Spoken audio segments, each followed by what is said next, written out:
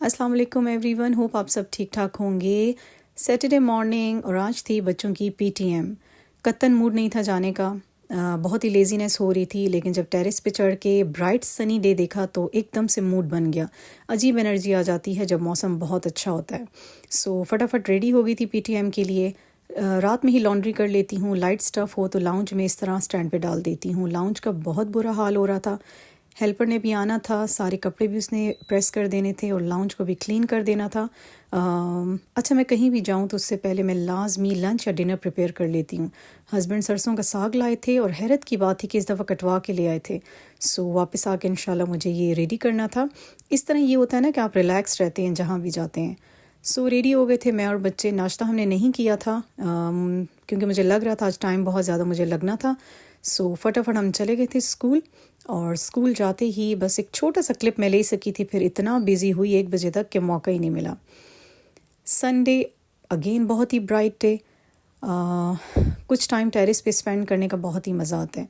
चाहे आप कुछ करें ना करें, बस अपना एक ग्लास पानी का ले लें और इस धूप को एंजॉय करें और बस मौसम को देखें। हमारे घर जी आया है एक नया मेंबर जो कि बहुत ही गुस्सीला है, बहुत ही चिड़चिड़ा है। अभी मुझसे तो उसकी कतन नहीं बनती है, बल्कि किसी बच्चे से अभी नहीं बन रही।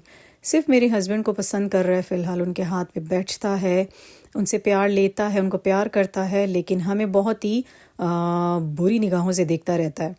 सो बड़ा मज़ा आ रहा है हमें अपने इस न्यू फैमिली मेम्बर के साथ, थोड़ा उसको ट्रेन करने में, थोड़ा उसका गुस्सा देखने में।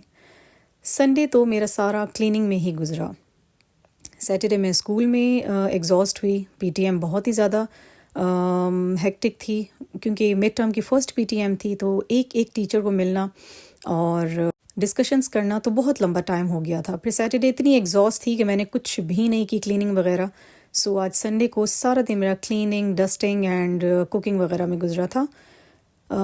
सरसों का साग बनाना तो मुझे सैटरडे को, बट मैं बना नहीं सकी थी क्योंकि बच्चों की विश थी कि मैगीज़ हमें खानी है।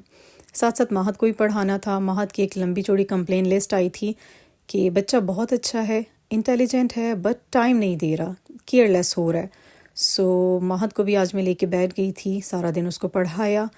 तमाम स्केजूल इनको मिल जाता है फ्राइडे को, तो बहुत इजी रहता है हर डे के लिहाज से उसको प्रिपेयर करना। बस आज ऐसा ही दिन गुजरा।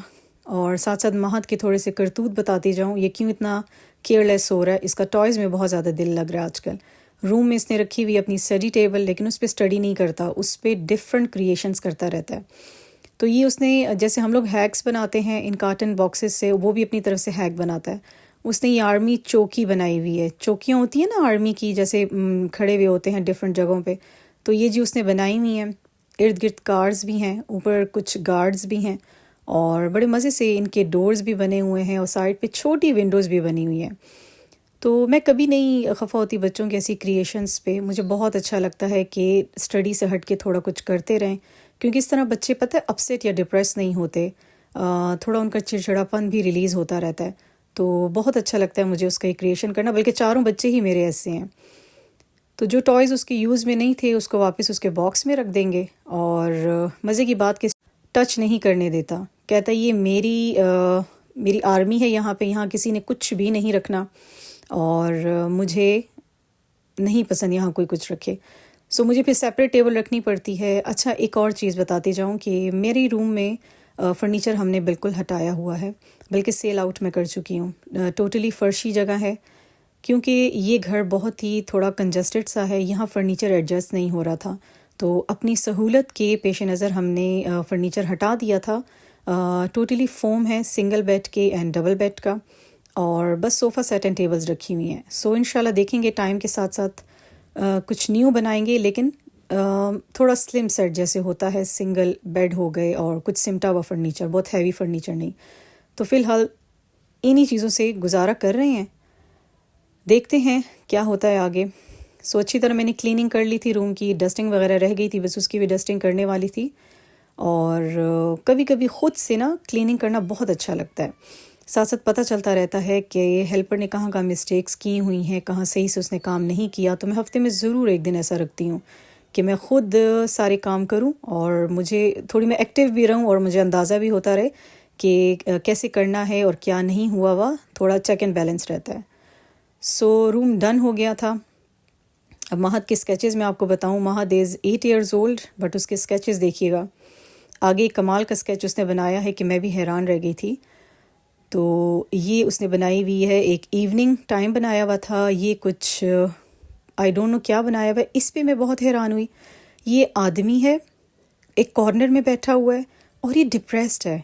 ये मुझे मेरे बेटे ने कहा, मतलब बच्चे भी डिप्रेशन को समझते हैं। मामा ये उदास है, ये डिप्रेस है, ये यहाँ बैठा हुआ है कॉर्नर पे। तो बहुत मुझे हैरत हुई ये चीज़ देख के। कहते हैं ना, ड्राइंग बच्चों की जहानत को बताती है कि उनके माइंड में क्या चल रहा है। सो ये स्केचेस सारे मैं संभाल लूँगी उसके। अच्छा, एक और प्रॉब्लम, मैं आजकल जब भी यूनिफॉर्म वॉश करती हूँ, सॉक्स अच्छे से वॉश नहीं होती हैं। हमेशा उन पे ये स्टेन्स रह जाते हैं। स्टेन्स तो नहीं कहने चाहिए, ठीक ठाक ये मैल रह जाती है। हालांकि मैं ठंडे पानी में नहीं धो रही, ठीक ठाक पानी गर्म कर लेती हूँ, सर्फ भी ठीक डालती हूँ, और सर्फ भी ऑटोमेटिक मशीन वाला है, लेकिन सॉक्स नहीं क्लीन हो रही। तो बहुत ज़्यादा उलझन होती है जब एक दफ़ा धुल चुके कपड़े और फिर उसमें से इस तरह स्टेन्स वाले निकल आएँ, तो बहुत मुझे आजकल टेंशन हो रही है।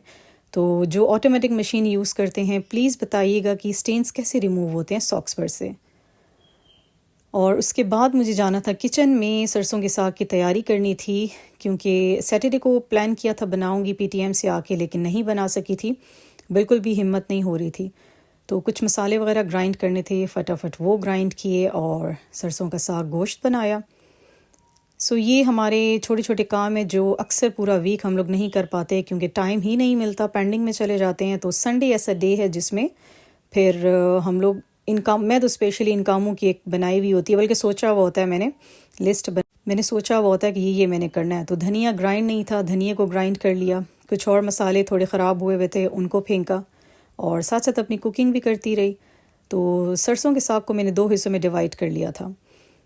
अच्छा, यहाँ इसको मैंने बनाया है कुकर में, क्योंकि गैस के बहुत ज़्यादा इश्यूज़ हैं, तो हल्की आंच पे क्या मैं उसको रखती, फटाफट प्रेशर दे दिया था। माशाल्लाह से 4 kg साग था ये, जिसमें से 2 kg मैंने बना लिया और 2 kg को मैंने साइड पे कर दिया धो धुला के। तो इस तरह इसको मैं स्टोर कर दूँगी, सो नेक्स्ट टाइम के लिए सहूलत रहेगी।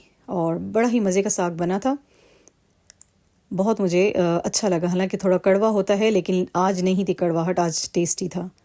साथ साथ जी देंगे अपनी मनी प्लांट को पानी में तो ये है, लेकिन इसको ज़रा पानी इसका चेंज करूँगी, क्योंकि लास्ट वीक पानी में रखा था और मुझे किसी ने कहा था कि 7 days के बाद पानी चेंज कर लिया करें विंटर्स में। सो इसको अच्छी तरह देंगे शॉवर, इसका पानी वगैरह चेंज करेंगे।